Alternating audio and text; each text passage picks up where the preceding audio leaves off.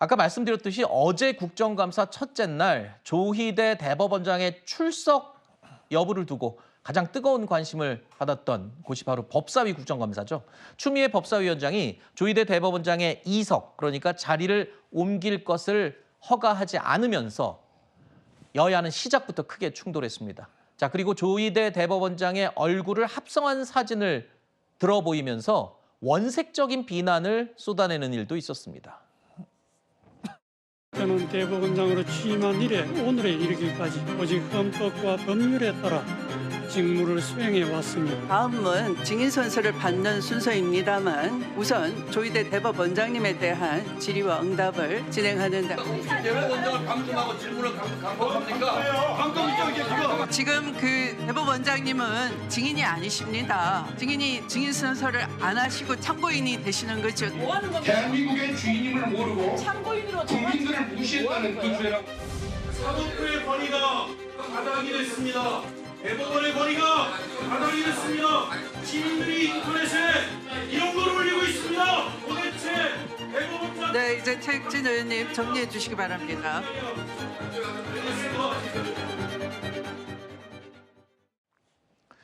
어제 오전 약 90분 동안 침묵하면서 자리를 지켰던 조희대 대법원장은요.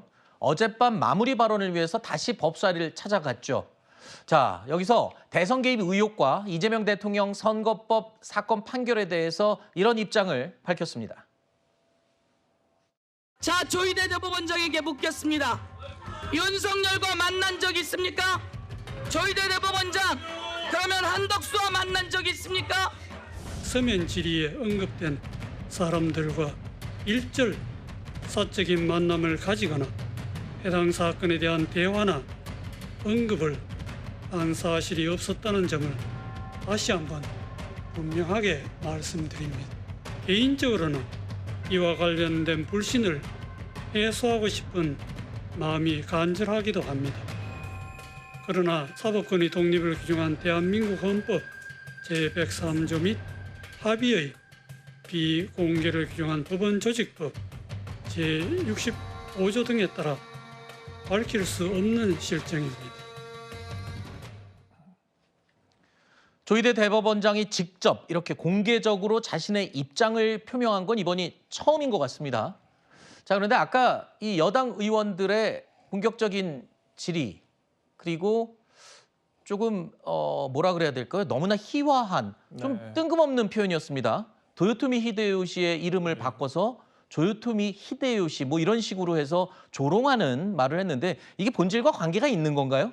저거는 국회의원이 아니라 커뮤니티에 악플 다는 사람이 국회 출석을 해서 했다라고 할 정도로 믿을 수 있을 정도의 저는 경악스러운 사건이었다라고 생각을 하거든요. 네. 그러니까 국회에 대한 국민들의 신뢰가 땅바닥에 떨어진 가운데 바닥 밑에 지하실이 있다라고 하는 것을 보여준 사건이 아니었는가 생각이 들고 이런 것들은 여야 공히 저는 문제 지적을 해야 한다라고 생각을 하고요. 네. 해정명령을 즉답적으로 하지 않은 추미애 법사위원장도 저는 문제가 있었다라고 생각을 합니다. 다시는 이런 장면을 보지 않았으면 좋겠다는 말씀 일단 전해드리고요. 아까 조희대 대법원장 이야기를 했던 것처럼 우리 헌법과 법률에 따라서 재판, 개별 법관들은 재판에 관련된 사안들에 대해서는 공표하거나 언급할 수가 없도록 되어 있습니다. 그리고 지금 국회법 32조 2항에 따르면 이 재판 법원에 대한 그런 행정사안에 대해서는 국회에서 질의를 할 수 없고 네. 감사를 할 수 없도록 명시가 되어 있거든요. 네네. 지금 국회도 위법한 행위를 하고 있는 것이고요. 조희대 대법원장에도 위법한 그런 발언을 하라고 종용을 하고 있는 겁니다. 네. 그렇기 때문에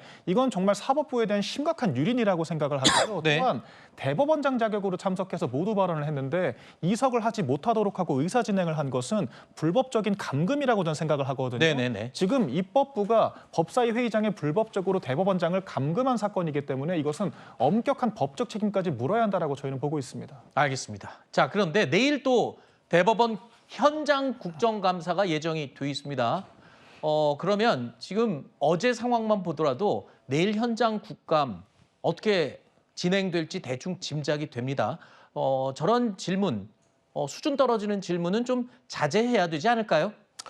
일단 국민의힘에서는 뭐 감금했다라고 표현을 하는데 네. 이 감금이 아닙니다. 이 대법원장도 87년 이후에는 사실 사법권의 어떤 독립을 지켜주자라는 차원에서 이제 관례적으로 인사말만 하고 갔잖아요. 네. 근데 저희 민주당이 보기에는 87년 이전이든 이후든 조희대 대법원장처럼 대선 한복판에 뛰어든 어떤 편파적인 대법원장이 없다고 판단하기 때문에 저희는 저렇게 국회에 나오셔가지고 질의응답을 해야 된다라고 주장을 하고 있는 것이고 네. 일단 오늘 아침 조간신문 보니까 물론 저러한 모습에 대해서 실망하는 국민도 있지만 또 그 조희대 대법원장이 90분간 침묵만 지키는 것도 잘못됐다라고 평가를 하더라고요. 그러니까 이례적인 판결과 이례적인 판결 속도와 뭐 지기현 판사와 관련된 논란들에 대해서 명쾌하게 해소해야 될 책임도 있다라는 네. 소문도 있었습니다. 그래서 저는 이제 그 현장 국감을 가게 되면 사실 어제와 같은 모습보다는 좀 더 좀 세련되고 좀 품격 있고 형식 있고 그리고 국민들이 봤을 때도 아유 저런 질문을 하면 안 되지라는 눈살 찌푸리는 그런 모습은 좀 안 보였으면 좋겠고 내일 핵심은 또 뭐가 있냐면 그러면 지금 대법관 증언을 해야 된다라고 하니까 네. 대법원에서 그러면은 우리가 대법관을 증언하기 위해서 청사를 다시 지어야 되는데 1조 4천억 들어요. 근데 대법원장의 이 집무실이요. 공용 공간까지 합치면 150평이라는 거예요.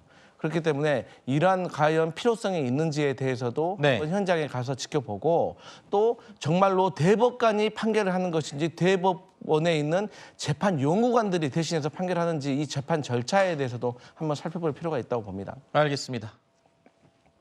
자, 앞서 보신 것처럼 어제 법사위 국감장은 그야말로 아수라장이었습니다. 그런데 산자 위에서도요.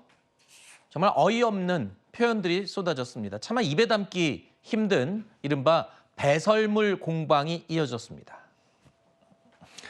우리 정부 입장에서는 윤석열 정부가 이렇게 쌓아놓은 똥을 치워야 되는 입장에서 미국이라는 상대방도 있고 하기 때문에 그래서 공개가 아마 신중한 것 같습니다. 저는 이게 외국 계약이 치워야 되지 않습니까? 지금 정부에서. 자, 우리 품격을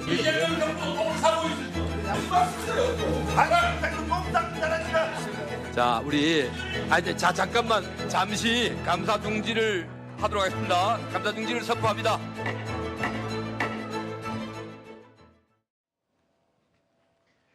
말은 그 사람의 품격, 인품을 담고 있죠. 그리고 또 어떤 사람들은 이런 말도 합니다. 정치의 절반은 말이다. 과연 저런 말들이 오가는 정치의 장이 옳은 것인지 생각이 드네요.